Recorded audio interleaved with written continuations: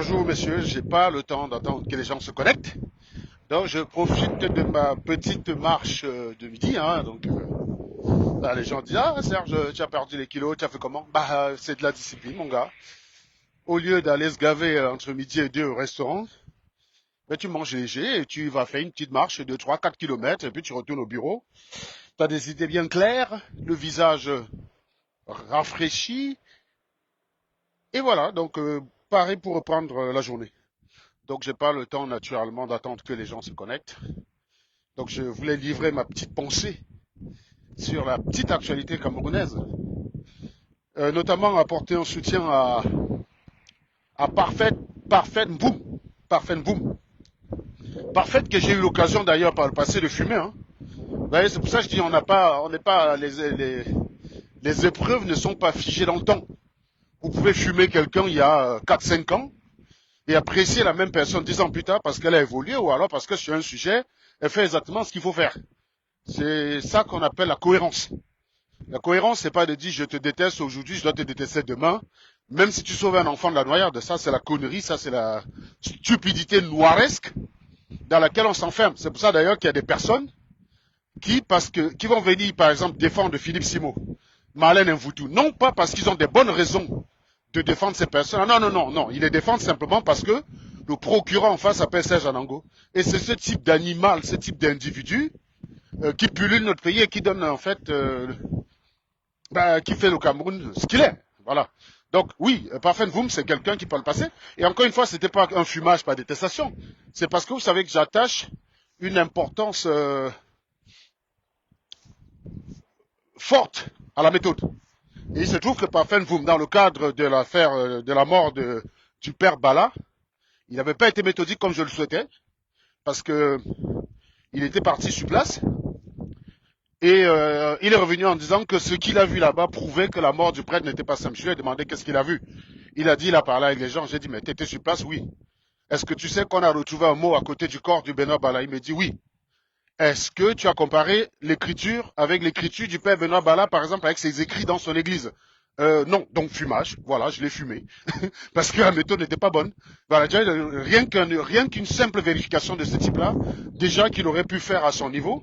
Donc, il s'est déplacé pour aller sur place, pour au final écouter les rumeurs, donc quelque chose qu'il aurait très bien pu faire avant. Donc, pour ça, il a été fumé par mes soins. Mais pour autant, Parfum Voum, sur ce coup, je lui adresse 100% mon soutien parce qu'il a fait preuve d'une certaine cohérence. Et je vois d'ailleurs des personnes qui sont surpris de me voir ne pas avoir la même vindicte, virulence vis-à-vis des gens de la base. Alors, les gars, il faut d'abord comprendre une chose. Et certains me disent, ah, ben, disons, tu t'es rabiboché avec la base, tu es revenu leurs amis. Ben oui, parce qu'en fait, chez vous, tout est une question de camp. C'est-à-dire que dès lors qu'on est contre un camp, on doit être contre ses agissements, on doit s'interdire de chercher toute circonstance atténuante permettant d'analyser l'action de la personne. Bah, ça, c'est exactement ce qu'on fait quand on veut commettre des injustices. Quand on essaye d'être juste dans la vie, on ne doit pas s'interdire de regarder les motivations d'une personne. C'est le rôle d'un procès. Si on analysait les choses comme vous, on dirait telle personne a volé, la peine de prison c'est 15 ans, allez va en tôle. Telle personne a tué, la peine pour meurtre c'est tel nombre d'années, allez va en tôle. Bah, c'est ce qui se passe en Noirie. Parce que vous avez remarqué qu'en Europe, comme aux États-Unis, un procès en assise peut prendre 2 mois, alors que chez vous, un procès en assise est bâclé en 30 minutes. Donc il faut se poser des questions sur votre système judiciaire. C'est votre façon de penser. Et moi, je suis surpris par des gens qui vivent en Europe et qui ne regardent pas ce qui est bien de ce côté. Tout acte, même aussi barbare soit-il, mérite qu'on entende, qu'on comprenne le mécanisme qui a amené la personne à en arriver là et qu'on solutionne. C'est la raison pour laquelle, bien que Salah Adebsela a été attrapé avec des personnes à l'origine de la mort de plus de 120 personnes, on l'écoute, on comprend comment la société fabrique ce type d'individus, potentiellement pour essayer de régler le problème à la source et éviter qu'il n'y ait pas d'autres Salah Abdeslam. Chose que vous ne pourrez pas offrir à la population si vous vous contentez de dire je l'arrête, je le prends, terminé, et ça s'arrête. Moi j'ai été de ce type-là, j'ai été des personnes qui considéraient que oui, dans ce genre de situation, plus expéditif, mieux c'est. Non, non, quand on grandit, quand on regarde les méthodes, on regarde les deux peuples, on voit ce que ça donne de part et d'autre. Est-ce que le fait de brûler des voleurs dans la rue a réduit le vol au Cameroun? Non. En France, on ne brûle pas les voleurs dans la rue, mais il y a moins de voleurs en France qu'au Cameroun. Donc posez-vous des questions. C'est pas la méthode. En France, il y a même des gens que vous arrêtez, vous amenez au commissariat, le soir même il est rentré. Mais c'est pas pour autant qu'on le brûle. Je le sais parce que mon petit frère a fait partie de ça. Vous vous souvenez, pour ceux qui me suivent depuis 2015, j'ai affiché moi-même mon propre petit frère en France pour une affaire de vol d'ordinateur. Il a été attrapé, on l'a amené il est passé en comparution immédiate. Il a pris un sursis, il est ressorti le même jour. Donc, je vais dire, voilà, donc si vous enlevez 95%, si vous enlevez les étrangers en France, bah, vous réglez le problème du vol au moins de 80%. C'est-à-dire que les petites voleurs à la frappe, là, les petites frappes, là, il n'y a pas beaucoup de blancs parmi. C'est très souvent les étrangers. Les petites frappes, c'est très souvent les étrangers. Voilà. Et donc, je vous dis ça parce que mon petit frère, il en a fait partie. Mais pour autant, en France, la plupart du temps, si vous laissez votre téléphone quelque part, vous avez 80% de chance de le retrouver, sauf si ça tombe entre les mains d'un noir et d'un arabe. Ça tombe entre les mains d'un blanc, il cherchera son propriétaire. Donc, quand vous perdez votre portefeuille, il faut prier que ça tombe entre les mains d'un Français. Parce que si ça tombe entre les mains d'un Français, vous récupérez votre portefeuille à l'intégralité, ben, ça tombe entre les mains d'un Arabe, parce qu'il va vouloir voler les 15 euros qu'il y a là-dedans. Il ne va pas se gêner à vous donner vos papiers, alors qu'il peut vous simplifier la vie, alors que si vous donnez les papiers là, vous aurez pu même lui donner 50 euros pour le remercier, parce que ça vous évite tout un paquet de démarches, la carte vitale, la carte d'identité, les papiers de la mutuelle, enfin bref, vous voyez bien ce que je veux dire, la carte bancaire qu'il faut faire opposition, et attendre qu'une nouvelle arrive, et parfois les oppositions sont facturées de 10 ou 15 euros, un truc dans le genre. Donc, vous voyez bien que cette personne va préférer la garder parce que voilà, c'est comme ça. Donc c'est une question de culture. Et puis voilà, donc maintenant si vous regardez chez vous, vous attrapez les gens, vous les cramez, vous les tabassez comme des serpents. Très bien. Est-ce que ça marche? Est-ce que ça fait donc que moi, si je décide d'aller investir au Cameroun aujourd'hui, je vais avoir des gens honnêtes devant moi qui vont pas essayer de m'entuber? Est-ce que ça veut dire que si je confie l'argent à une personne, il va pas voler? Non, ça ne règle pas le problème. Donc vous voyez bien que le côté expéditif ne règle pas le problème. D'autant plus que la plupart de ceux qui sont prompts à tabasser le voleur comme le serpent, ils sont même des voleurs. C'est même souvent ça qui est drôle. C'est qu'eux-mêmes, c'est des voleurs. Donc voilà, c'est les premières personnes à juger les gens. On a bien vu ici Marlène Mvoutou juger les gens. Tel ne travaille pas, tel n'est rien. Ton mari ne dépasse pas mon mari, machin bedule. Pour au final, n'être qu'une pauvre voleuse. Première chose, ça c'est plus important. Chômeuse, bénéficiaire des aides, vivant en HLM. Et puis voilà, et usurpatrice de diplôme. Alors que c'était le principal. Ça veut dire que si je vivais dans un pays où il suffisait qu'on dise usurpateur de diplôme et je me faisais tabasser, j'aurais parmi les gens qui me tabasseraient Marlène Mvoutou alors que alors qu'elle se décrivait elle. Vous voyez ce que je veux dire en fait? C'est-à-dire que les gens qui tabassent ces voleurs, c'est pas forcément les gens honnêtes. C'est les personnes qui à un moment donné profitent de ça pour régler leur frustration personnelle. Ben voilà, ils tabassent pas le voleur parce que le vol le dégoûte. Pas du tout. Moi, le vol me dégoûte. Je suis pas un voleur. Par contre, je suis pas pour quand tu es un voleur. Voilà, parce que si j'étais pour quand tu es un voleur, probablement mon petit frère serait déjà mort, puisque je vous dis, mon père, il a eu, ma mère a eu 6 gosses, mais voilà, il y en a un parmi qui était un défaut de fabrication, ça arrive, c'est comme ça. Il a changé d'ailleurs aujourd'hui. Il est maintenant pasteur, je crois que c'est mieux. Il est maintenant pasteur ou quelque part dans les églises, mais enfin bref, voilà, c'est vous dire. Mais pour autant, je lui souhaite aucun mal. Voilà, c'est un petit frère. Je l'ai déjà fait venir en Europe et il a fait que des bêtises. Maintenant, il s'est réfugié dans l'église, tant mieux. Mais toujours est-il qu'il ne sert à rien, puisqu'on ne peut pas dire dans la famille qu'on bénéficie du fait qu'il est en Europe. Donc, mais ça reste mon petit frère. Je ne souhaite en aucun cas qu'il soit cramé parce qu'il est un voleur. Je ne souhaite pas ça. Donc voilà. Donc c'est pour ça que votre justice expéditive elle, ne marche pas. Vous voyez très bien que ça ne marche pas. Cette habitude de vouloir tuer les gens, tabasser les gens. Parfois vous tuez un père qui dans le désespoir volait pour aller soigner son enfant. C'est-à-dire que vous tuez le père, vous tuez l'enfant en même temps. Vous n'avez jamais cherché à comprendre pourquoi un père vole. Quand vous voyez un type 45 ans voler, mais déjà le vol c'est quelque chose d'honteux. Et le vol, il est beaucoup plus marqué chez les jeunes. Parce que la plupart des gens, quand ils sont voleurs, lorsqu'ils vieillissent, ils arrêtent un petit peu, ils se mettent un peu au vert, comme on dit. Ils se mettent au vert. Ou alors il va être à la tête d'un grand réseau, lui-même il se salit plus. C'est-à-dire qu'il gère, il pilote des activités à distance. Le vol en lui-même, c'est une activité de jeunes. Donc quand vous voyez un type de 45, 50 ans qui vole, les gars, moi c'est quelque chose d'extraordinaire. J'aurais envie de comprendre ce qui se passe dans la tête du gars. Qu'est-ce qui a fait qu'à 50 ans, le mec soit en train de voler? Qu'est-ce qui fait ça? Eh bien, bon, ben voilà, c'est autre chose qu'on ne peut pas savoir. Ça se trouve, je vous dis, c'est un papa qui avait son enfant malade. On lui a dit à l'hôpital, il faut de l'argent pour 3 perfusions. Il a appelé tout le monde lui a dit, je ne peux pas, je ne peux pas, je ne peux pas. Notons quand même que c'est tout le monde qui ne peut pas se redeuil, bien sûr, si l'enfant meurt. Mais tout le monde lui a dit, je ne peux pas, je ne peux pas, je ne peux pas. Et dans le désespoir, il a vu un téléphone, il s'est dit, si je vole ce téléphone, je le vends. Ça règle mon problème. Je peux sauver mon enfant. Et lui, il s'est fait prendre, il s'est fait tabasser, il s'est fait brûler. Parce que dans le lot, il y a des gens qui ont été agressés par des gens à la machette chez eux, donc on a violé leurs enfants devant eux. Et ben, le pauvre papa, qui volait pour une bonne raison pour le coup, se retrouve en train de mourir parce que d'autres personnes ont commis d'autres actions. Non, non, il faut à chaque fois juger les actions de façon isolée et, et prendre le temps de comprendre. Voilà. Donc ça, c'était ma première partie sur les gens qui considèrent que parce qu'on est contre des gens, on doit s'interdire de comprendre pourquoi ils agissent. En l'occurrence, des gens de la base, même si parmi il y a des gens peu recommandables, ça c'est clair, même s'il y a des gens parmi dont le niveau intellectuel est à questionner, et ça c'est clair, il n'en demeure pas moins qu'on connaît pourquoi ils agissent, on connaît les actes, on connaît les raisons. Est-ce que quelqu'un qui pense, je vais vous dire, mettez-vous, on appelle ça le principe de charité, ça c'est quelque chose qui est très compliqué dans le cerveau d'un noir. Est-ce que quelqu'un qui est en France, qui considère qu'il y a un régime qui maltraite ses compatriotes, a le droit de réagir? D'abord, première question simple, est-ce qu'il a le droit de réagir? Ça, that's the first question. Maintenant, deuxième question, est-ce que cette personne est-ce qu'on peut comprendre que cette personne, par désespoir, commet un certain nombre d'actes, même qu'on ne partage pas? Moi, à titre personnel, je suis quelqu'un, je suis très fort en argumentation. C'est pour ça que je suis le dernier, je serai toujours la dernière personne à porter un coup sur une personne. Ça ne veut pas dire que je suis pas fort, hein. Tentez, vous allez voir. Mais parce que je suis suffisamment bon en argumentation, j'ai pas besoin de taper quelqu'un pour, j'ai pas besoin, j'ai dit, que ce soit mes enfants ou tout ce que tu veux, ben, j'ai pas besoin d'agresser mes enfants pour me faire comprendre. J'ai pas besoin, je ne tape pas mes enfants, j'ai pas besoin d'étrangler ma femme ou n'importe quelle compagne pour me faire comprendre. C'est d'abord un acte de faiblesse. C'est d'abord un acte de faiblesse. C'est d'ailleurs la seule fois où j'ai sombré dans ce genre de choses. C'était purement par faiblesse et crise de confiance. C'est-à-dire qu'un homme clairement normal, qui a toute sa tête, qui jouit de toutes ses facultés, qui a confiance en lui, il n'a pas besoin de ça pour convaincre une personne. Il n'a pas besoin. Donc je serai toujours le dernier à porter le coup sur une personne. D'abord parce que si je porte en premier, je suis qualifié d'agresseur. Donc le mec, s'il est malin, il me provoque, je lui donne un coup de poing, il va porter plainte et je peux lire l'heure. Donc déjà, cette possibilité-là existe.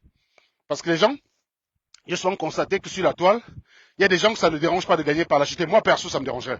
Gagner un duel par lâcheté, j'aurais honte. J'aurais envie de me jeter d'une falaise. Ça n'a aucun plaisir de gagner un truc par lâcheté. Ça n'a jamais, moi, je vous dis, hein, il y a plus d'élégance à accepter sa défaite que de vouloir remporter un duel par lâcheté. Personnellement. Moi, je trouve plus de grandeur dans quelqu'un qui dit oui, ce gars-là, Nganou, non, il est plus fort que moi. je vais pas aller me frotter en Nganou. Non, il est plus fort. J'accepte. Plutôt que celui qui va aller chercher Nganou, Nganou va lui filer une claque, il va aller s'en prendre aux nourrissons d'un Nganou qui a 6 mois. Et il va être satisfait. Moi, je sais que beaucoup de gens sont satisfaits de ce genre de choses. Pas moi. Personnellement, ça ne m'apporte rien. Donc, je préfère à la limite accepter que quelqu'un me dépasse que d'être lâche. Mais je sais qu'au Cameroun, il n'y a aucun problème à être lâche. Du moment où le résultat compte. Par exemple, tu as un animal qui me donne rendez-vous dans une gare, il vient à 3. Pour beaucoup de personnes, ça ne pose pas de problème. Il faisait une vidéo pour dire qu'il est prêt à mourir pour le Cameroun. Il faisait une vidéo pour dire qu'il est venu venger les Camerounais en m'attaquant moi. En jouant le gars des cités, le caïd. Mais finalement, ils étaient trois. Mais ça n'avait pas l'air de déranger les gens. Les gens étaient beaucoup plus préoccupés par la réécriture de l'histoire. Ah, Serge Anango, tu dis qu'ils étaient trois. Non, il t'a donné un coup de poing, tu as vu 3 personnes. Voilà. Donc, je sais qu'on vient d'un monde où la lâcheté ne dérange pas les gens. Mais moi, personnellement, désolé, certes, je suis né au Cameroun. Certes, j'ai grandi avec les Camerounais. Non, désolé, je suis pas lâche. Ça, c'est quelque chose de honteux. Vous ne pouvez même pas imaginer. C'est-à-dire que moi, si un jour je suis pris par l'envie de gagner un duel par lâcheté, non, je me jette d'une falaise. Les gars, je me jette. C'est-à-dire, je cherche même le sommet le plus haut du monde. Je m'en vais me jeter de là. C'est la raison pour laquelle beaucoup parmi vous, qui m'ont souvent écrit pour me donner des éléments pour attaquer des personnes que je fumais, ont été surpris que je n'utilise pas ces éléments-là. Par exemple, si je n'avais aucune preuve que le mari d'Mvoutou était serveur au McDo, quels que soient les documents qu'on m'avait envoyés, j'aurais jamais utilisé. Parce que je connais les Camerounais. Je vais vous expliquer pourquoi je ne ferai jamais ça. Je vous connais. En général, les gens se positionnent par clan. Donc, ils sont plus exigeants quand les attaques. Ils sont plus exigeants en termes de preuves et de rectitude morale quand les attaques sont orientées vers leur camp. Par exemple, je prends un exemple. Quelqu'un qui est fanat de Marlène et qui déteste foncièrement Serge Anango, il sera plus exigeant sur le type de preuve que je vais lui présenter contre Marlène Mvoutou. Il suffira qu'une seule de ces preuves-là soit corrompue, qu'il va rejeter l'ensemble de tout ce que j'ai déclaré. Je vous dis comment ça marche.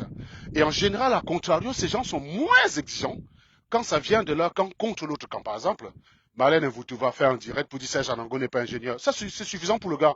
C'est suffisant pour le gars pour venir me dire que tu n'es pas ingénieur, montre ton diplôme. Par contre, quand j'apporte la preuve que Marlène Mvutu n'est pas docteur, j'apporte la preuve que l'école ne la connaît pas, elle a cité 2 établissements, j'apporte toutes ces preuves-là. J'apporte la preuve que non, mon ami, j'ai pas inventé que son mari est serveur du McDo, c'est elle-même qui a produit l'information. Regardez tel document publié par elle-même, regardez, c'est écrit dessus. Oui, mais ça ne veut rien dire. On peut très bien être manager et travailler au siège social et être ingénieur là-bas. Qu'est-ce que tu crois? Bah oui, ingénieur génie civil qui travaille au siège social du McDo, oui. Limite ingénieur informatique, je veux bien comprendre, hein. Parce que tu gères, il faut entretenir les serveurs, enfin bref. Mais ingénieur génie civil, il faut m'expliquer, les gars. Il faudra m'expliquer, mais bon, comme vous ne savez même déjà pas ce que c'est qu'un ingénieur, parce que pour beaucoup d'entre vous, un ingénieur, c'est quelqu'un qui invente des choses, quoi. Non, non, un ingénieur, c'est pas un concepteur, non, non, c'est quelqu'un, c'est un inventeur, quoi. Voilà. Donc, il y a beaucoup de choses comme ça dans votre cerveau. Et donc, à contrario, ces personnes-là, en général, ils sont moins exigeants. C'est-à-dire qu'il va me voir, je viens de démontrer que l'autre personne est nulle, mais ils vont utiliser les propos de la personne. Je viens de montrer que la personne est un menteur. Fini. Menteur. Mais alors, que plus menteuse que ça, tu n'arrives pas à faire.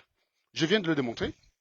Mais elle va quand même utiliser les propos vides, sans preuve de cette personne-là contre moi. Donc c'est pour ça, c'est parce que je connais cette faiblesse qu'ont les gens, qui fait que si j'utilise un élément qui est corrompu, je donne le bâton à l'adversaire pour me battre et en général décrédibiliser tout mon travail. Moi, en général, quand je prends une personne en grippe, c'est d'abord parce que j'ai déjà des bonnes raisons de l'attaquer et je n'ai pas besoin de corrompre ces bonnes raisons-là avec des éléments factices non vérifiables. C'est pour ça que je ne les utilise jamais. Maintenant, pour le cas de Marlène, je les ai utilisés parce que ça corroborait ce que Marlène elle-même avait publié.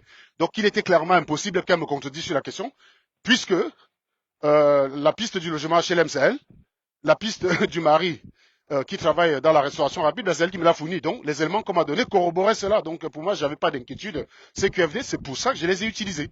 Mais sinon, j'utilise jamais ça parce que je ne vais pas attaquer une personne et être lâche de soutenir tout mensonge contre la personne. Je trouve ça minable. Voilà. Et moi, personnellement, ça ne correspond pas à mon éthique. Bon, une fois ceci dit, hein, j'espère que vous allez bien. Donc, je disais tantôt que donc il y a des gens qui disent oui, tu ne condamnes pas les gens de la base. J'attends les premières personnes qui vont dire que je ne condamne pas les gens de la base parce que c'est des bamilekés comme moi. Je vais les allumer propres. C'est-à-dire que je vais mettre sur vous, les gars. Parce qu'en ce moment, je suis hyper en forme. Hein. Je suis sur Philippe Simon. Mais j'ai une certaine, je pète la forme en ce moment. Vous n'avez même pas idée à quel point. Donc j'attends juste les premières personnes qui vont dire que j'attaque les gars de la base parce que j'attaque pas les gars de la base parce que c'est des bamilekés. Ils vont m'expliquer combien de personnes, parce que je vois vos arguments à 2 balles. Les arguments à 2 balles, c'est de dire que la base n'attaque que les non-bamilekés. Mais les gars, je vous rappelle que c'est un bamileke qui a fait une vidéo où il a demandé qu'il est prêt à payer 2000 euros pour qu'on me coupe les pieds, hein, pour qu'on me casse les pieds en France. Donc, excusez-moi, la base attaque toute personne qu'elle considère comme dangereuse pour son combat, comme toute personne qui nuit à son combat. Par exemple, toute personne qui défend Paul Biya, qui soutient le régime de Paul Biya, qui sert le régime de Paul Biya, nuit au combat de la base qui est de voir Paul Biya dégager. Je vais dire encore une fois, vous avez le droit d'être contre eux, vous avez le droit de ne pas les aimer, mais il faut comprendre pourquoi ils le font. Quand la base quand certaines personnes de la base disaient qu'il faut agresser Serge Anango. Mais c'est pour une raison très simple. Je leur faisais ça dur. Donc vous ne pouvez pas taper sur les gens et les empêcher de pleurer. Je leur menais la vie dure. Et ben oui, c'est normal que les mecs faisaient. Parce que comme vous savez que, je vous ai dit dans la base, il n'y a pas que des flèches. Hein, il y a quelques animaux là-bas, tu vois. Ces animaux n'étaient pas foutus de comprendre que je les fumais parce qu'ils avaient défendu le viol et le vol. Ce qui les rendait peu crédibles pour continuer à dire qu'ils sont contre le régime Biya en raison de ces malversations. Ils étaient plus crédibles pour le faire. Et de la même façon que quelqu'un qui a vu les propos d'Elim Bilobé, qui n'a pas condamné les propos d'Elim Bilobé, qui n'a pas trouvé étonnant qu'Elim Bilobé ne soit pas convoqué par un procureur ou par qui que ce soit, et qui serait très satisfait ce matin que parfois vous lui soit convoqué. Mais cette personne n'est pas crédible. Je ne peux même pas discuter avec la personne. C'est un animal pour moi. Vous n'êtes pas cohérent. Moi, j'ai vu des vidéos récentes où on fouettait les gens en cellule avec la machette. Ça, je suis désolé, c'est plus violent que la base. La base ne va attaquer que quelques personnes ciblées ça et là. La base n'attaque pas tout le monde. Hein. Elle n'en a d'ailleurs pas les moyens. Donc elles vont cibler les personnes dirigeantes. Là où elles ont tort, c'est de cibler les artistes, puisque les artistes, c'est des victimes. Vous voyez vous-même, Longa a essayé. Vous avez vu ce que ça donne quand vous êtes artiste libre au Cameroun. Tout le monde n'a pas envie de finir fessé dans une fouetté à la matière dans une gendarmerie, neutralisé par un tabouret. Tout le monde n'a pas envie de finir comme ça, donc ne demandez pas ça aux gens. Donc c'est pour ça que je suis tout à fait contre l'idée qu'on agresse les artistes. Maintenant, sans soutenir l'idée qu'on s'en prenne à des dirigeants, ça moi je trouve ça plus cohérent. C'est beaucoup plus cohérent dans leur combat. C'est-à-dire que si vous mettez dans une logique de dire on va empêcher toute personne qui sert ce régime de venir en France, il me semble plus cohérent dans ce système de référence-là de s'attaquer aux dirigeants, de ne pas s'attaquer aux artistes qui ne sont pour rien du tout. C'est comme si vous attaquez aux professeurs des lycées en disant que si tu es fonctionnaire, c'est que tu sers pour le bien. Mais le mec, qu'est-ce que tu veux qu'il y fasse, gars? Lui-même, il subit ça, il n'a même pas son salaire à la fin du mois, donc c'est pas tout à fait cohérent de faire ça. Donc ça, c'est la première chose. Et la deuxième chose, quand même, encore une fois, c'est de pointer le fait qu'il y a Niat Njifendi à Paris et personne l'a embêté. Bon, déjà, il faut prouver que la base est au courant de l'adresse de Niat Njifendi, pardon. Il faut que la base puisse prouver. Il faut prouver que la base est au courant de l'adresse, mais elle ne fait rien. Et j'ai aussi en mémoire, je crois que Laurent Esso, il est à Paris. C'est les éléments que j'avais présentés à Élise Battante quand j'ai discuté avec elle il y a de cela une semaine ou 2 semaines, je ne sais plus, qui étaient venus avec les mêmes types d'arguments. Donc j'ai remarqué que déjà, ils ont leur mot d'ordre, c'est du wording, quoi. Ils utilisent à peu près les mêmes choses et tout ça pour noyer les exactions et les horreurs qui se passent au Cameroun. Je trouve que si tu n'as pas condamné ce qui s'est passé avec Longuet Longuet, si tu as trouvé ça normal, tu ouvres ta gueule sur la base, c'est une grosse merde. Donc si vous connaissez des gens dont vous avez la preuve qu'ils ont soutenu l'agression vis-à-vis de Longuet Longuet et qui sont en train de s'insurger contre la base, donnez-moi leur nom s'il vous plaît. Vous pouvez écrire en commentaire. Hein. Vous pouvez commenter là, vous m'apportez les captures d'écran. Vous dites telle personne, là voici ici en train de se réjouir de la violence que subit Longuet Longuet. Et la même personne, là voici ici en train de s'offusquer de la base. Moi, je vais faire un live sur eux. Je vous ai dit à ce moment, je pète la forme, les gars. Je suis un peu trop en forme en ce moment. Est-ce que ça se coupe là? J'espère que ça se coupe pas. Donc je vous dis en ce moment, je pète la forme. Je suis un peu trop en forme là en ce moment. Donc si vous avez ce genre d'informations, n'hésitez pas à me, n'hésitez pas à me les balancer. Et donc, je me chargerai avec beaucoup de plaisir de ce type d'animal. C'est ce qu'on appelle le devoir de cohérence. Si j'ai attaqué la base, c'était justement pour les mêmes raisons. Vous ne pouvez pas condamner les exactions de Paul Biya et me demander de couvrir le viol et le vol dans la base. Il manquerait plus que ça. Et pas plus que je ne vais condamner les actions de la base et fermer les yeux sur ce que Longuet Longuet a subi et sur ce que certaines personnes subissent. Quand je vois des personnes qui disent on agresse des gens simplement par leur opinion politique, mais les mecs, il y a pire que ça au Cameroun. Il y a des gens en prison pour délit politique. Qu'est-ce que vous me racontez, les gars? Est-ce que vous avez condamné ça? Que fait Bibou Nissak en prison? Que fait Bibou Nissak en prison? Que fait Alain Foguet en prison? Vous pouvez m'expliquer? Qui peut me dire, j'ai regardé l'acte de condamnation, l'acte de mise en examen, l'acte d'inculpation, appelez ça comme vous voulez au Cameroun, qui peut me dire, j'ai regardé ce document-là, les éléments étaient constitués et, au regard de la loi camerounaise, il méritait d'aller en prison. Qui peut me dire qu'il a ce document? Ça fait, ça fait quelques mois que je traque les sardinats sur TikTok qui disent tous que non, non, non, non, la justice a fait son travail. De leur dire, mais dites-moi comment la justice vous a convaincu. Vous croyez qu'un procureur sert à quoi? On vous a tellement habitué à un système de médiocrité au Cameroun que vous pensez qu'un procureur, il sert à quoi? Un procureur, il est là pour assurer sa population que la justice fait son travail justement tel qu'elle devrait le faire. On n'est pas en train d'arrêter les gens pour rien. On n'est pas dans une sorte de délit d'opinion. On n'est pas en train de faire, comment on dit, je sais pas. Moi, je vous pose la question. Vous pensez qu'un procureur, lui, sert à quoi? Vous pensez qu'un procureur sert à quoi? Le procureur, il est là pour dire, cette personne est en garde à vue parce qu'il y a tel élément contre lui, ta, ta, ta, ta, ta, ta. Voilà le rôle du procureur. Il va le présenter à la presse va l'examiner. Vous, on arrête des gens, vous n'entendez rien, vous entendez seulement après qu'ils ont été condamnés, vous n'avez rien, vous venez sur Internet et dites, oui, oui, il a condamné ça, les gars, moi, je suis cohérent. Je suis de ceux, là, si les gars de là-bas se souviennent, je suis de ceux qui douchaient leur enthousiasme quand ils se réjouissaient de l'enfermement de Mebengo. Quand on a arrêté Mebengo, on a mis Mebengo en prison, ils étaient contents. J'ai dit, mais vous êtes contents de quoi? Vous avez la preuve qu'il a volé? Ah, mais tu as vu tout l'argent qu'il a acheté? Oui, oui, certes, certes, certes. C'est pas comme ça que doit fonctionner la justice. Que tu sois convaincu qu'il a volé, c'est un droit. Que tu te dises, oui, son niveau de vie ne cadre pas avec le niveau de vie d'un ministre au regard du salaire qu'il est censé marger. C'est un droit. La justice ne fonctionne pas comme ça. La justice est là. La justice est là. La justice ne fonctionne pas selon la volonté de la population. C'est pour ça que vous avez des gens qui sont libérés dans des pays, ça fait mouche. Parce que ces gens n'ont pas compris le rôle de la justice. La justice n'est pas là pour faire plaisir à la population. La justice est là pour établir les faits et faire appliquer la loi. Point à la ligne. C'est-à-dire, tu as volé, est-ce que c'est établi que tu as volé? Oui, c'est établi que tu as volé. Que dit la loi? Voilà ce que dit la loi. Eh bien, bah, moi, on te punit. Tu as volé? Oui. Est-ce que c'est établi que tu as volé? Bah non. Il y a juste ma cousine, il y a juste qu'il y a la cousine du gars qui atteste que c'est lui qui a volé. Mais est-ce que moi, la justice, je suis en mesure de prouver qu'elle a volé? Non. Donc si je le mets en prison, alors que je n'ai pas pu établir qu'il a volé, je prends le risque de mettre un innocent en prison. Donc, non, je ne le mets pas en prison, voilà. Et là, on dit, ah, la justice est laxiste, voilà pourquoi les voleurs, quand ils rentrent au commissariat, ils ressortent, nanana. Et bon, bam, prochaine fois, on attrape un voleur, on brûle les bêtises. Voilà. Voilà comment vous êtes. Un peuple complètement primaire à qui on a habitué à toutes les médiocrités. Et là où je suis assez souvent choqué, parce que je peux comprendre que quelqu'un qui vit au Noiristan, Donc le noirissant, je pense que vous avez bien compris où c'est la noirie, c'est l'autre nom de la noirie. Je peux comprendre que quelqu'un qui vit en noirie, en fait, a été habitué à cela, a été habitué à une justice expéditive, a été habitué à l'idée que si la décision plaît à Paul Biya, ben, c'est qu'elle est justifiée. Et donc pour lui, Paul Biya n'a pas contesté la décision, il n'y a personne qui a dit que la décision était mauvaise, donc c'est justifié, voilà, donc tout va bien. Et puis voilà, terminé, il faut comprendre ça. Par contre, quand vous avez des gens qui vivent en France, qui voient comment la justice fonctionne, je suis assez surpris de voir les mêmes personnes soutenir ce genre de choses. C'est là où ça me dépasse en fait, c'est là où je suis totalement dépassé. Vivre en France où quand vous avez le passeport français, vous êtes mélangé comme un Français, il n'y a rien, il n'y a aucun droit qu'un blanc a que vous n'avez pas. Venir soutenir des propos du type halogène autochtone, je crois qu'il faut avoir un boulon qui a sauté dans sa tête. Je pense qu'il y a vraiment une malédiction, il y a un problème de conception quand on conçoit le noir. Il est même incapable, non seulement il est incapable d'améliorer les conditions de vie chez lui, mais pire que ça, les gars, il est incapable de tricher où ça marche pour dire je vous apporte ça, les mecs. Sérieusement. C'est là où je ne comprends pas les mecs. C'est-à-dire qu'un truc qui marche, d'accord, vous n'êtes pas capable de créer. Ok, je veux bien, vous n'êtes pas capable de créer. Mais prendre ce qui marche pour dire, vous n'êtes pas obligé de prendre du blanc que le téléphone, l'iPhone, le véhicule. Vous n'êtes pas obligé de prendre que ça, du blanc. Vous pouvez prendre autre chose. Vous pouvez prendre sa façon dont il fait la justice, sa façon dont il fait l'éducation, dans sa façon dont il soigne. Vous n'êtes pas obligé de... Bah, d'ailleurs, la façon dont ils soignent, vous le prenez tous, puisque vos dirigeants, dès qu'ils sont malades, même vos chefs de village d'ailleurs, hein, même vos chefs de village qui, soi-disant, ont la protection des ancêtres avec eux, quand c'est chaud, ils viennent en France. Donc les ancêtres, non, non, ça va attendre quelques minutes. Quand c'est complètement chaud, non, non, on va en France, c'est parce que, non, le blanc, quand même, il maîtrise, tu vois. Et donc, toi, tu vis en France, où les Blancs ont considéré que cette séparation est mauvaise et néfaste dans une société, bah, tu viens de défendre ça dans ton pays. Et tu dis après que tu es camerounaise, tu es fier de l'être, tu es une grosse merde.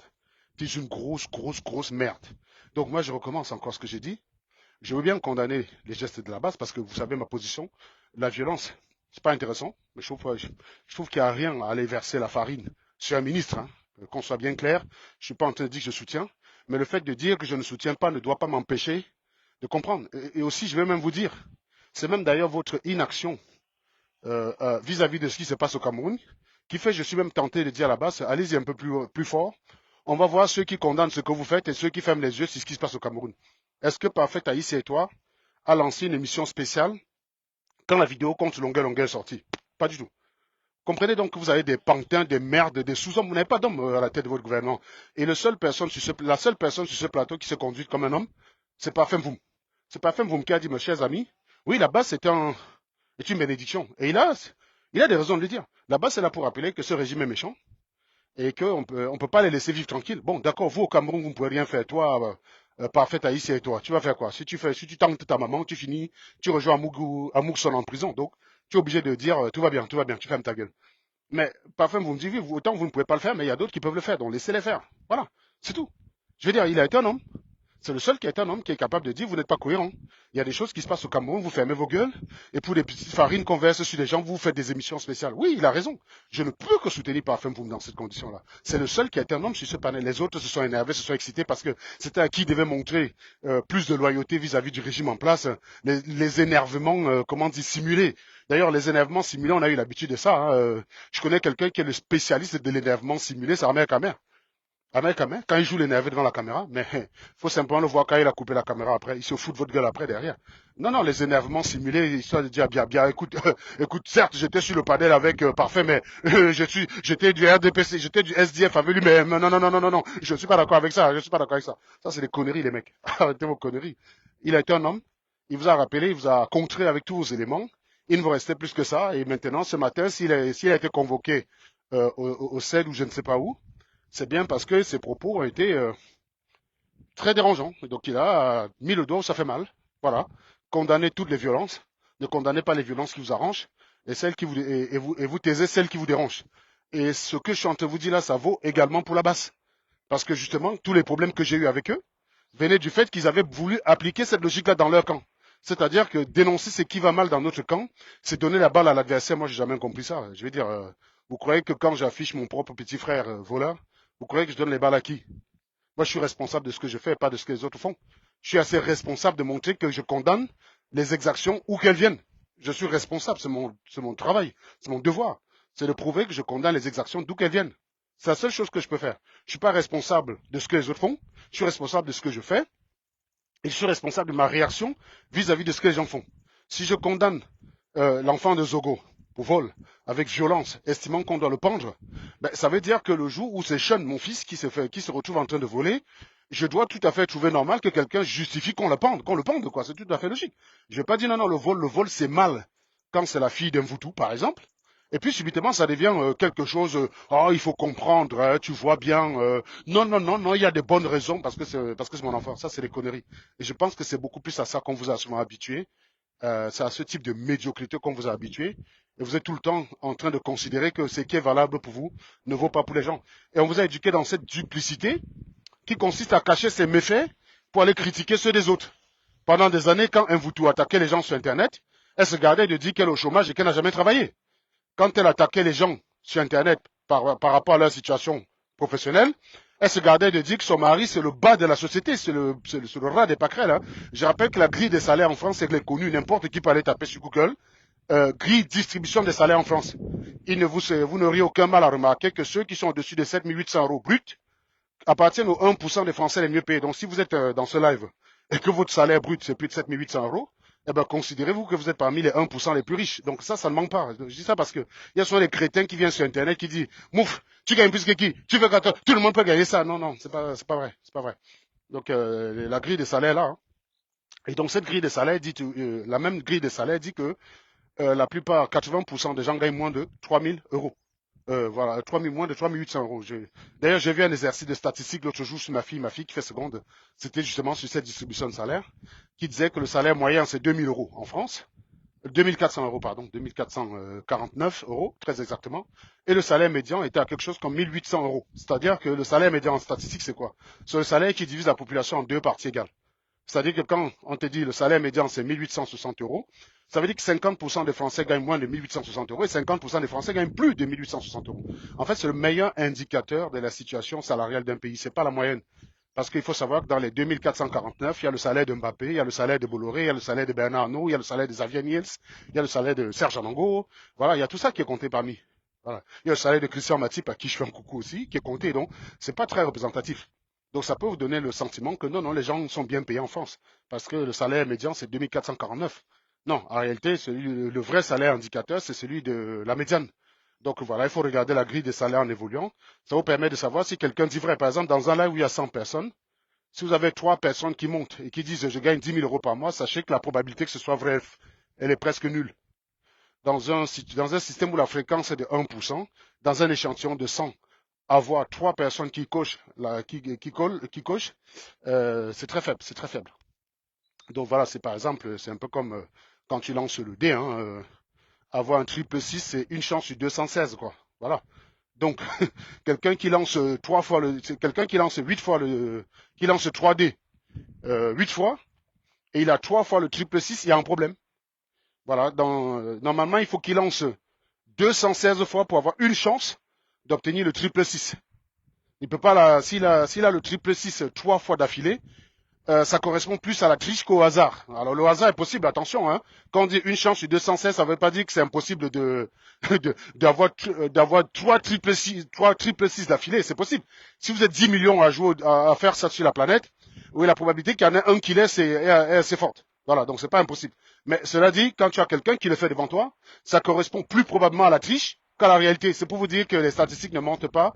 Dans un live où il y a 100 personnes, la probabilité que vous avez 3 gars qui montent, par exemple, dire, Anango, tu crois que tu gagnes plus que qui? Moi, je gagne plus que toi. La probabilité qu'il soit 3 sur un échantillon de 100, alors qu'on est dans un échantillon qui est uniformément distribué. Hein. Je suis pas dans un live de trader, parce que si je suis dans un live de trader, il y a ce qu'on appelle en statistique le biais de sélection. C'est-à-dire que ça devient tout à fait normal, ça devient même extraordinaire de voir quelqu'un dans ce panel-là dire qu'il gagne moins de 7 800 euros, puisque le biais de sélection fait que on s'attend normalement à voir des gens qui gagnent plus de 7 800 euros. Mais si on est dans un live ouvert à tout le monde, dont les chances suivent la loi normale, la probabilité que sur un échantillon de 100, vous ayez 3 personnes qui gagnent plus de 7 800 euros, elle est très faible. C'est tout. Donc c'est comme ça qu'on peut parfois savoir si les gens disent la vérité ou ils mentent. Et quand vous regardez d'ailleurs souvent sur Internet, vous arrivez souvent sur certaines pages, tout le monde est milliardaire. Donc déjà, soit on est sur une page des milliardaires, soit c'est des menteurs. Voilà.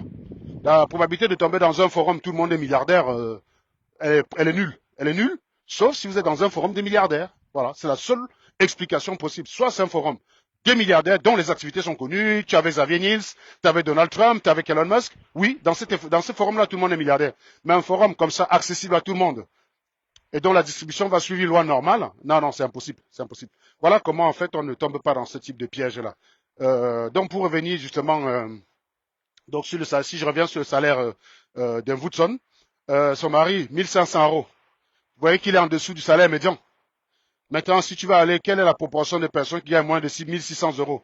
Bah, tu arrives à peu près à 54% à peu près, 54%. Quelle est la proportion? Qu'est-ce que je raconte? Non, non. Tu arrives à quelque chose comme 44%, 44%. Non, 56, 54%, c'est le complémentaire. Donc, tu arrives à 46%. La proportion des gens qui gagnent moins de 1500 euros, on est à 41%. C'est-à-dire que son mari gagne moins que 60% des Français. Et la meuf, elle était sur Internet à ouvrir son bec, quoi. Donc, quand vous êtes à 1500 euros par mois, vous gagnez moins que 60% des Français. Quand vous êtes à 1300, vous gagnez moins que 70% des Français. Et si vous êtes à 1200, vous gagnez moins que 75% des Français. Et si vous êtes au RSA, vous gagnez moins que 95% des Français. Voilà. C'est-à-dire que les chômeurs et tout ça, vous gagnez moins qu'eux.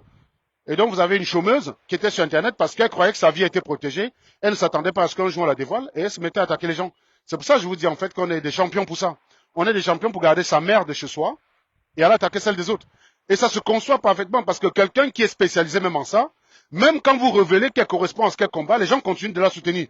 Par exemple, je prends un exemple. Vous avez quelqu'un sur Internet qui a pour cheval de bataille de combattre le vol, le viol et tout ça.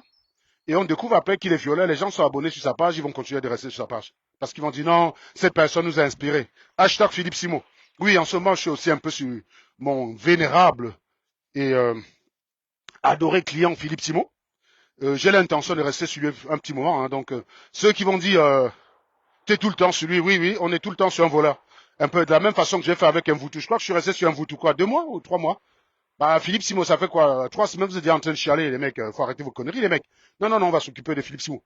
On va s'occuper de lui. Il y a des billes, il y a des billes. En plus, il est une source d'inspiration. Autant il inspire les minables qui disent ah, Philippe Simon m'inspire. Bah, autant nous aussi nous inspire. Il nous inspire beaucoup de choses qui qui rendent agréable ces fumages. Et je vous dis, ces fumages, c'est toujours un très bon moment de détente. Faut venir. Et si vous pensez que vous avez des arguments meilleurs que ceux qui montent défendre, bah, venez, les gars. Venez, venez. Vous êtes comment dire, vous êtes attendu et vous êtes même souhaité. Hein.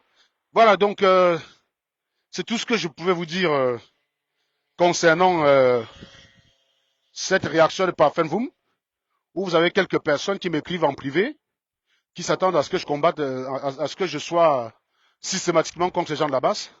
Bah, je suis bien sûr contre certains, il y a pas de sujet là-dessus. Mais c'est pas le moment encore de faire des petits guéguerres à 2 balles. Il y a un moment pour tous les mecs. Je me suis occupé d'eux pendant quelques années. Vous croyez que je vais passer ma vie, je vais avoir comme métier fumeur des gens de la basse, y compris gratuitement, quand vous avez des Philippe Simodéo qui attendent et qui ne demandent qu'à être fumés? Ben non, les gars, non, non. Faut de temps en temps laisser un peu les gens. Et je vous dis, ce n'est pas parce que je les fume que je vais refuser de comprendre pourquoi ils agissent ainsi. Hein. C'est pas venir dire ah, c'est un groupe de voyous, c'est très réducteur, c'est trop facile. Je pense que si tu veux être un voyou en France, bah, tu as intérêt à être voyou sur quelque chose qui va t'apporter de l'argent. Je sais pas, va dealer la drogue, va casser les maisons la nuit, tu voles les portefeuilles, j'en sais rien, c'est beaucoup plus intéressant. Dire que ces gens font ça simplement parce que c'est des voyous, c'est très réducteur, c'est nul, voilà, c'est nul.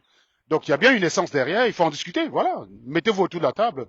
Oui, monsieur, je suis sardinard. Vous êtes quoi? Vous êtes taliban? Est-ce que vous considérez que c'est la bonne méthode? Bah non, c'est pas la bonne méthode, mais on a que ça. Voilà, toi, qu'est-ce que tu veux? Bibounissa fait quoi en prison? Bah oui, c'est vrai, je suis sardinard, mais je trouve que l'arrestation de Bibounissa n'était pas justifiée. On va essayer de voir ce qu'on peut faire à notre niveau. Et puis, vous retournez dans votre parti politique. Vous demandez quand même que la gestion du pays ne soit pas aussi clivante. C'est comme ça qu'on peut régler le problème. C'est pas d'aller sur les plateaux télé et de dire c'est une bande de voyous ou je ne sais pas quoi, ou c'est des bandits, ça veut rien dire ça. C'est le niveau zéro de la réflexion. Ça, vous dit. Une fois que vous avez dit ça, vous n'avez strictement rien dit. Vous êtes juste un minable qui avait agité ses lèvres et sa bouche et a produit un son. Voilà, c'est tout. Donc, qu'est-ce qui te distingue d'un chien? Qu'est-ce qui te distingue d'un chien? Moi, je vois pas. Donc, voilà pourquoi je soutiens. Et s'il y a quelqu'un, là, en commentaire, qui pense que je ne devrais pas soutenir Parfait Voum, j'ai encore 10 minutes avant d'arriver au bureau. eh ben, que la personne envoie sa demande. Je la prends. Aucun problème. J'ai encore 10 minutes de marche avant d'arriver au bureau. Donc, je peux prendre quelqu'un avant d'y arriver. Je crois que j'ai terminé ce que j'avais à dire. S'il y a quelqu'un qui n'est pas d'accord, s'il y a quelqu'un qui pense que je fais ça parce que je soutiens les frères du village, qu'il envoie sa demande, les gars, qu'il envoie sa demande. Voilà. Donc, je pense que vous ne pouvez pas m'attaquer là-dessus. Et c'est aussi l'une des raisons qui a motivé le fait que pendant quelques années, je m'asseye sur les BAMS. Voilà. Je pense pas que vous avez fait mal aux BAMS comme moi, les gars. J'étais très, très inspiré quand il s'agissait de les traiter, gars. Non, vous n'avez rien fait. Même les pieds tribalistes bêtis, vous n'avez rien fait. Vous n'avez rien fait. Qui peut attaquer les BAMS comme moi? Qui peut les énerver comme j'ai arrivé? Vous n'êtes pas né, vous n'êtes pas né. Vous avez des attaques à deux balles, je comprends même pas comment ils sont énervés par rapport aux vôtres. Par contre, je comprends pourquoi ils pouvaient être énervés par rapport aux miens. Parce que, un, non seulement je les connaissais, deux, j'étais l'enfant de la maison, et trois, j'utilisais tous les artifices intellectuels possibles pour les zigouiller. Donc les mecs, quand ils regardaient le fumage comme ça, bah, ils ne pouvaient que se contenter de dire que ça leur fait mal. Ils vont dire jaloux. Bah, ils vont dire jaloux de quoi? Bah, c'est mort. Ils vont dire, oh, tu fais ça parce que tu es frustré. Bah, frustré de quoi? L'Ombo, qui tout réussit carrément. Eh, ils étaient dans la merde. Ils étaient dans la merde. La plupart des tribalistes que vous allez souvent voir au Cameroun, c'est des ratés, hein. Fallait regarder la live, c'est des ratés. Il n'y a même pas besoin de s'énerver. Il y a juste à regarder leur vie de merde et se consoler avec ça. Oui. Bah, comment tu veux? Tu crois vraiment que moi, Bams, Lombo, vous allez voir un boulou qui est mangeur de cola, il va me dire, sale Bams, je vais m'énerver. Tu rigoles ou quoi? Moi, j'ai toujours même d'ailleurs sur les joueurs de foot qui se plaignaient, qui sortaient du stade parce qu'on imitait les cris de singe. Bon, tu as un salaire en millions d'euros mensuel ou annuel si tu veux. Tu as un animal là, il est boulanger, il gagne ses 1400 € par mois, il a cotisé 3 mois pour acheter le billet pour venir te regarder jouer, il imite les cris de singe, tu chiales ta maman. Ben, t'es un minable, mon gars. Les gens comme comment on appelle ça, Vinicius ou je sais pas quoi là, ou même d'ailleurs Samuel Eto'o en son temps. Celui qui avait eu la bonne réaction, c'est le gars sur qui on a lancé la banane, il a pris la manger. Il a dit, ben les gars, il a lancé, il a tiré son cornet comme si de rien n'était. C'est ça la bonne réaction. C'est ça la réaction d'un homme qui sait ce qu'il vaut. Tu crois vraiment que je vais marcher comme ça, un dédé du PMU, un édenté, soi-disant raciste, va dire sale noir, je vais m'énerver. Quand il se regarde, il me regarde, qui est plus proche de la représentation que le monde se fait du blanc. Quand il se regarde, lui, avec ses dents bizarres là, il vit, il vit dans la rue, il a il a des taches noires sur ses ongles partout, alors que moi, noir, j'ai les mains bien blanches, quoi. Donc, qui est beaucoup plus proche de ça? Tu crois que je vais m'énerver par rapport à ça? Jamais. Jamais de la vie. Donc, c'est pour ça que je vous dis, en fait, que c'est soit une crise de confiance. Par contre, moi, je comprends que mes attaques fassent mal. Parce que oui, ils sont bien élaborés, c'est pas du hasard. Et quand je veux attaquer les gens, ouais, je sais utiliser la physique, je sais utiliser les statistiques, je sais utiliser tous les outils que j'ai appris à l'école. Tout, la philosophie, tout y passe. Là, tu es obligé de dire, ouais, le mec, il est quand même instruit, mais ça fait mal, hein. Tu n'as pas tu n'as aucune consolation, mec. Tu n'as aucune consolation. Voilà. Donc, c'est une façon de dire que, non, personne n'a traité les BAMS mieux que moi. Donc, quand tu avais me dit que je soutiens les frères du village, arrête tes conneries, mec. Arrête ça. Donc, je vous dis, hein, s'il y a quelqu'un, je vois qu'il y a personne qui envoie la demande, donc, voilà, donc les gens ont compris ce que je voulais dire. C'était l'essentiel de mon propos. C'est l'essentiel de mon propos. Les gens qui disent oui, tu t'es rabiboché avec tes frères. Non, non, non, venez défendre votre parole. Venez me dire pourquoi je devrais condamner la basse et avec Elim Bilobé. Et quand après je condamne ce que Longa a subi, Elim Bilobé lui ferme sa gueule. Et puis je dois trouver ça normal. Ben montez les gars, montez, hein. Montez, on en discute. Il n'y a personne. Voilà. Je rappelle ici, parce qu'il y a souvent certains animaux qui viennent en commentaire, je rappelle que je suis le seul qui aime privilégier les contradicteurs. Quand je dis contradicteur, ça veut dire que quelqu'un monte avec une idée. Hein. Il contredit ton idée et il défend son idée de façon rationnelle. C'est pas quelqu'un qui monte, qui parle de toi, qui te raconte une histoire de couscous ou une histoire dormie debout et il faut que tu l'écoutes parce qu'il a le droit de parole. Non, tu n'as pas le droit de parole dans mon live. T'as pas le droit. Tu as le droit de parole dans mon live quand tu traites du sujet, point barre. Quand tu traites du sujet sans faire du sophisme. Dès que tu fais ton premier sophisme, je t'arrête. Pas parce que j'ai peur de ce que tu vas dire. Si j'avais peur de ce que les gens allaient dire, je ne serais pas public. Non, non, je t'arrête parce que tu me perds le temps. Je te fais gagner du temps parce que si tu utilises du sophisme, c'est que d'une manière ou d'une autre, ton raisonnement sera invalide. Alors, ça me sert à quoi de t'écouter déblatérer pendant 45 minutes pour après te dire raisonnement invalide? C'est exactement pour les mêmes raisons d'ailleurs que je n'écoute pas sur mes lives les personnes qui viennent avec des commentaires de forme. Oui, Serge Alango, je t'aime bien, mais je pense que tu devrais changer ta façon de parler. Stop, direct, je t'arrête tout de suite. Pas parce que j'ai peur de ce que tu vas dire, parce que je sais que j'en tiendrai pas compte. Donc, j'ai pas envie de perdre le temps à écouter quelque chose qui me sert à rien. Si on te dit les propos d'Elimbi Lobé sont crades, tu viens dire oui, tu as raison, mais Serge, j'aimerais que tu dises ça plutôt comme... Non, on va d'abord dire à Elimbi Lobé de dire, de changer sa façon de parler, de réfléchir, et après maintenant tu viens, on en discute sur ma façon de parler, et ne fais pas l'inverse, abruti. Je suis celui qui réagit, je suis pas celui qui attaque. Voilà. Eh bien, il y a quand même des gens d'une certaine cohérence. Hein. Quand on fait les lives sur Philippe Simo, il vient me dire, tu trouves le temps où pour faire les lives sur Philippe Simo, tu travailles même quand? Mais les mecs, les gars, je vous rappelle que même si je suis indépendant, j'ai les horaires de travail d'un salarié. Ça veut dire je commence le matin, j'arrête le soir. Théoriquement, aux heures où je fais des lives sur Philippe Simo, c'est dans mes heures de repos. Le problème, c'est que vous devriez justement vous poser la même question concernant Philippe Simo. Il prétend qu'il est chef d'entreprise, qu'il a la tête de dizaines ou de vingtaines d'entreprises. Mais quel est le temps? Comment il fait pour faire des vidéos tous les jours? Il fait au moins 3 vidéos tous les jours dont il fait le montage. Voilà. Il va arriver quelque part, je sais pas moi, il va voir un port en train de mettre bas, il va faire un live dessus. Il va vous dire voilà, investissez, venez chez moi prendre la formation. Il arrive quelque part, il arrive ailleurs, il voit un tracteur, il dit investissez. Il fait un live, il fait une vidéo de 25 minutes, voilà. Tout sujet est bon pour faire des vidéos parce qu'il gagne son argent grâce aux vidéos.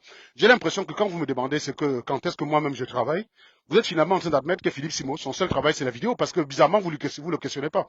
Je rappelle que c'est pas moi qui suis à la tête de 10 entreprises, hein. Parce que quand tu es à la tête de 10 entreprises, t'as pas d'heure de travail, mon ami. Tu es en réunion sur réunion, en réunion sur réunion. Tu finis à 19h, tu rentres chez toi, tu es toujours au boulot, tu es toujours au téléphone. Les chefs d'entreprise, les gens qui gèrent vraiment les entreprises se reconnaissent dans ce que je suis en train de dire. Vous avez quelqu'un qui vous dit non, je ne gère pas qu'une entreprise, mais je gère une vingtaine d'entreprises. Mais il fait 3 vidéos chaque jour, vous ne lui demandez pas quand est-ce qu'il gère justement ces entreprises. Et c'est à moi, salarié, que vous venez poser la question, en sachant que vous savez très bien que quand tu es ingénieur, lorsque tu as fini ta journée, tu rentres chez toi. Si tu bosses chez toi, c'est parce que tu veux. Théoriquement, tu n'es pas obligé de le faire. Les horaires où tu es payé, c'est les horaires ouvertes, hein, 8 à 10, de 8 à 18 heures, quoi. Tu es payé de 8 à 18 heures, point barre. Tu n'es pas payé, oui, après tu as des cas de figure comme nous indépendants, où tu es payé à la tâche.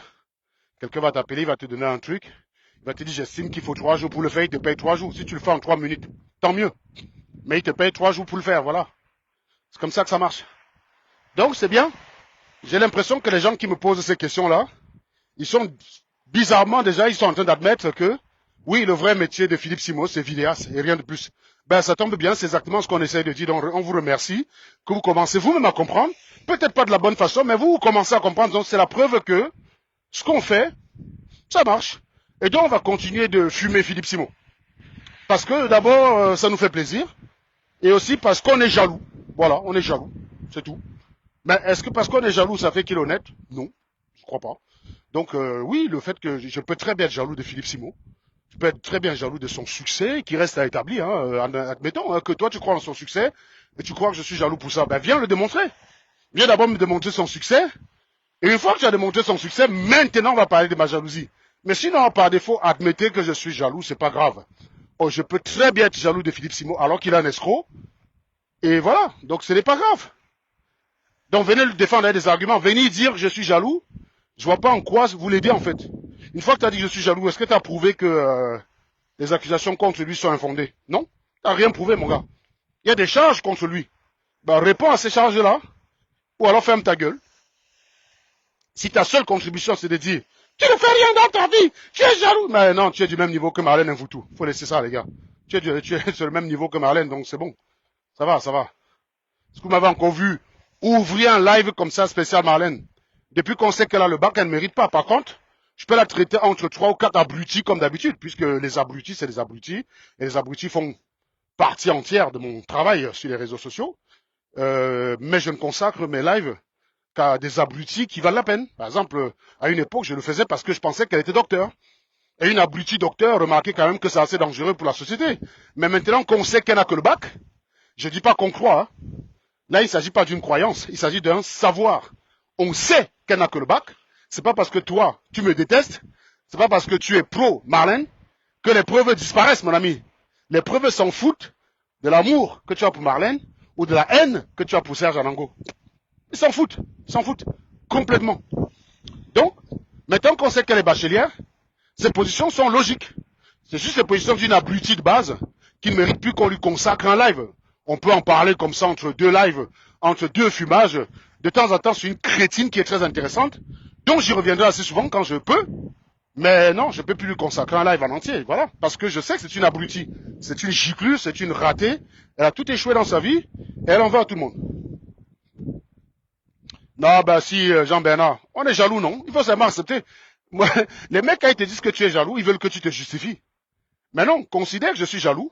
Maintenant, établis donc que ma jalousie annule les charges contre lui. C'est ça que je veux savoir, en fait. Est-ce que le fait que je sois jaloux, ça rend Philippe Simosekile, ça n'inverse pas la situation? Celui qui vient me dire, tu es jaloux d'un Voutou. Mais désolé, mon gars, c'est possible, hein? Je suis jaloux d'un Voutou. Ok, je suis jaloux. Je suis jaloux parce que son papa était directeur de la CATV et qu'elle, elle avait la possibilité, quand elle était un enfant, de pouvoir regarder Melrose Place et Beverly Hills en exclusivité, quand nous, on était obligés d'attendre une semaine. Tiens, allez, imaginons, c'est ça. En quoi ça fait qu'elle est docteur et son mari docteur ou ingénieur? Ça change rien, mon gars. Le fait est que, bah, elle n'est rien. Et donc, que je sois jaloux ou pas, ça change rien. Donc, oui, admettons que je suis jaloux. Maintenant, prouve que ce que je dis est faux. Je sais pas, conteste les éléments que j'ai. Vous savez que la négation, tu nies une accusation qui est infondée, mais quand tu as une accusation qui se base sur quelque chose, tu peux plus la nier, tu es obligé de la réfuter. Vous voyez, c'est comme ça que ça marche. Par exemple, je dis Jean-Bernard est un voleur, il dit, bah, c'est pas vrai. Il n'a pas besoin de faire plus, il n'a pas à me prouver qu'il n'est pas un voleur. Ça n'a aucun sens. C'est à moi de prouver qu'il est un voleur. Maintenant, je dis Jean-Bernard est un voleur, il y a eu tel braquage à tel endroit, on le voit sur la caméra. Là, il ne peut plus venir dire ce n'est pas, il ne peut plus venir dire je ne suis pas un voleur. Moi, je dis, ben, c'est toi qui es sur la caméra, je ne suis pas un voleur. Non, ça ne suffit plus, mon ami. Ça ne suffit plus. Et c'est là qu'avec votre niveau de chèvre, vous ne savez pas faire la distinction entre une accusation supportée et une accusation tout court. Vous voyez? Par exemple, Marlène dit Anango n'est pas ingénieur. Toi, tout court, tu me demandes de prouver mon diplôme. Elle t'a présenté quoi comme preuve? Rien. Pourquoi je dois te prouver que je le suis? C'est elle qui dit que je ne le suis pas. C'est à elle de te montrer les démarches qu'elle a entreprises pour établir cela. Est-ce que je suis venu vous dire qu'elle n'était pas docteur comme ça? Non. On vous a donné la démarche, on vous a apporté les preuves en direct. C'est comme ça qu'on fait. Et là, elle ne peut pas se contenter de nier. Là, elle est obligée de réfuter. Mais comment elle va réfuter? Par exemple, une piste de réfutation serait de se filmer en direct en train d'aller dans son école et de dire, monsieur, d'aller à la scolarité, de dire, monsieur, vous êtes de la scolarité de l'IAE? Oui, vous regardez bien, hein. Le bâtiment, on est bien à l'IAE. Le monsieur qui est là, c'est le responsable de la scolarité. Ce monsieur confirme bien que dans les documents, je suis inscrit dans cette école de telle année à telle année et je suis diplômé de cette école-là. Terminé, voilà comment on réfute. Mais tu peux pas venir dire, Anango n'est pas ingénieur. C'est ça la différence entre vous. C'est pour ça que quand vous êtes un bon manipulateur, la noirie, c'est un très bon gisement. Voilà. Je suis arrivé à mon poste de boulot. Faut que j'aille recommencer à travailler. Parce que nous, on doit travailler, les gars. Voilà. Bah, j'ai apprécié cet échange avec vous. Si vous avez apprécié, bah, mettez les cœurs avant de partir et puis partagez, hein. Ne laissez pas, ne trouve pas que le live était bien que tu le gardes pour toi seul. Tu es égoïste, connard. Non, non, tu likes, tu mets les cœurs et tu partages. Tu comprends? Tu mets les cœurs et tu partages. Tu partages, tu envoies ça même dans ton village, même si tu es écan. Parce que le Cameroun nous appartient à nous tous, c'est ensemble qu'on va construire le Cameroun. Le peuple bamileke ne va pas déménager. Faire des lives tous les jours sur le peuple bamileke, c'est débile. Le peuple bamileke ne déménagera pas. Vous êtes condamnés à vivre ensemble. Donc ça sert à rien de faire des lives, les Bami, et c'est un message sur Bamileke, les gars. Les écans ne vont pas déménager, hein. Vous êtes condamnés à vivre ensemble. Vous êtes un peuple condamné à vivre ensemble. Donc toi, si tu penses que les méthodes là sont de la merde, partage même dans ton village. Tu leur dis non, non, non, ne suivez pas les Limbirobé, les Onangini. C'est des animaux.